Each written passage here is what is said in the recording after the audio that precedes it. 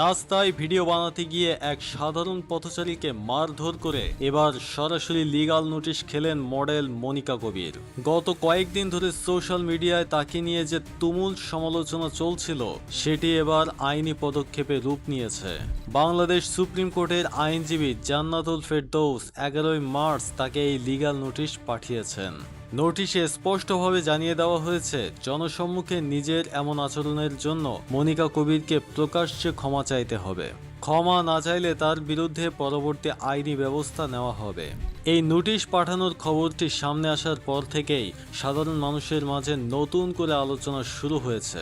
ঠিক কি ঘটেছিল যার জন্য পরিস্থিতি লিগ্যাল নোটিশ পর্যন্ত গড়ালো? ঘটনার সূত্রপাত গত মঙ্গলবার অর্থাৎ 10 মার্চ রাজধানীর গুলশান এলাকার রাস্তায় দাঁড়িয়ে নিজের সোশ্যাল মিডিয়ার জন্য ভিডিও বা রিল বানাচ্ছিলেন মডেল মনিকা কবির। এই সময় পাশ দিয়ে একজন প্রবীণ বা মধ্যবয়সী পথচারী হেঁটে যাচ্ছিলেন। তিনি হেঁটে যাওয়ার সময় মনিকার দিকে তাকান কিংবা কোনোভাবে হয়তো তার হালকা স্পর্শ লাগে, আর এতেই হঠাৎ করে ক্ষিপ্ত হয়ে ওঠেন এই মডেল। তিনি কোনো কথা না বলেই সরাসরি ওই পথচারীকে তার হাতে থাকা ব্যাগ দিয়ে আঘাত করেন এবং চড় মারেন। তবে সবচেয়ে অবাক করা ব্যাপারটি ঘটে মারধরের ঠিক পরপরই। ভিডিওতে স্পষ্ট দেখা যায় বয়স্ক ওই মানুষটিকে মারার পর বিন্দুমাত্র অনুতপ্ত না হয়ে বরং হাসি মুখে ক্যামেরার দিকে তাকিয়ে ফ্লাইং কিস ছুড়ে দিচ্ছেন মনিকা। এই ঘটনার ভিডিওটি মুহূর্তের মধ্যে সোশ্যাল মিডিয়ায় ছড়িয়ে পড়ে এবং ব্যাপক ভাইরাল হয়। শুরু হয় তুমুল সমালোচনা। সাধারণ মানুষ থেকে শুরু করে নেটিজেনরা এই আচরণের তীব্র নিন্দা জানান।